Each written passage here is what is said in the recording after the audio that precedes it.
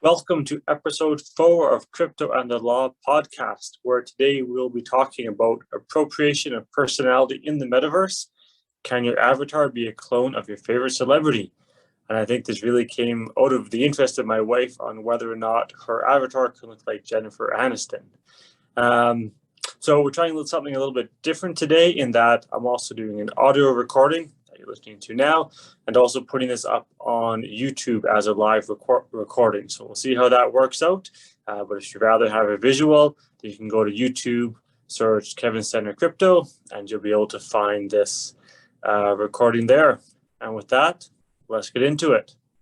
So as we discussed in our last podcast or blog post, and that was on the groping incident in the beta test version of the metaverse, and there'll be a link to that in the show notes. There is no doubt that mass adoption of the metaverse will create all kinds of legal issues.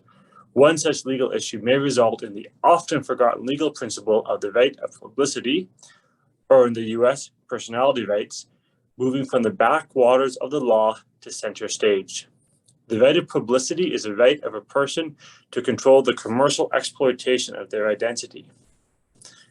So what is that?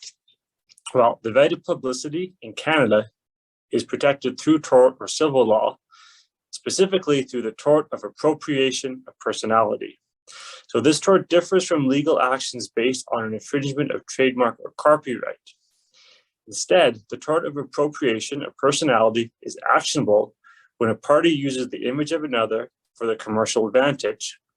In British Columbia, plaintiffs rely on legislation to seek legal recourse, but in Ontario and Alberta, plaintiffs must rely on the common law.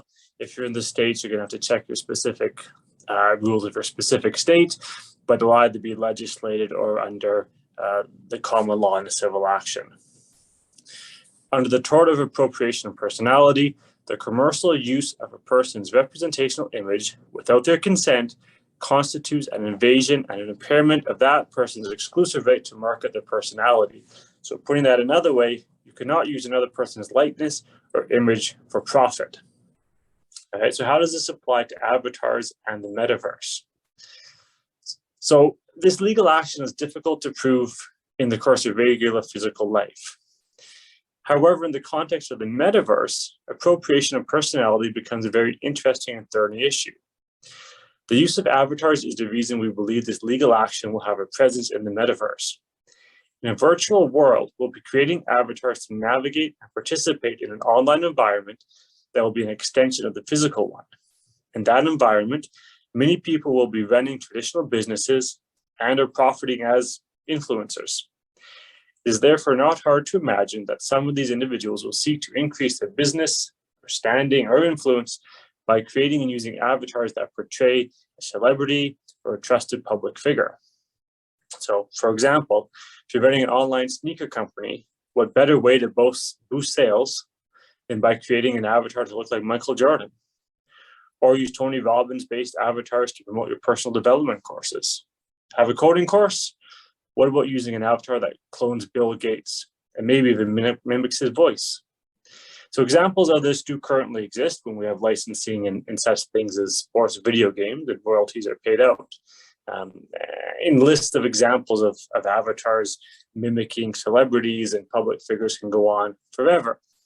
But in each case, where an avatar is based on another person for the purpose of profit, the creator of that avatar is flirting with falling outside the tort of appropriation of personality.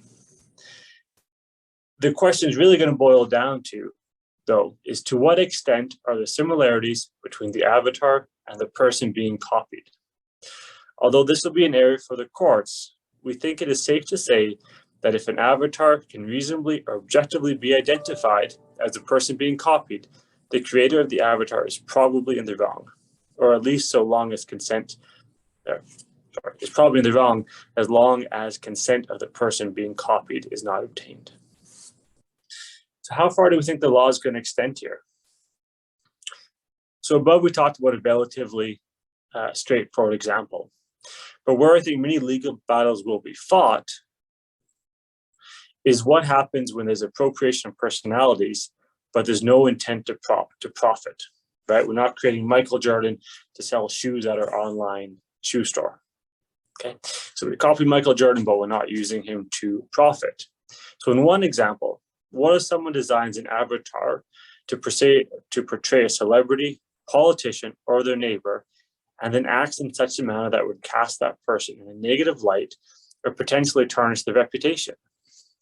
So this may not fall directly under the tort appropriation of personality, there is no intent to profit, or defamation, as untrue statements are not being published. But one has to think that the tort of appropriation of personality or defamation will need to evolve to address this situation. Right? The law simply can't have a situation where I can create my avatar, look like my neighbor, and act in an untoward fashion.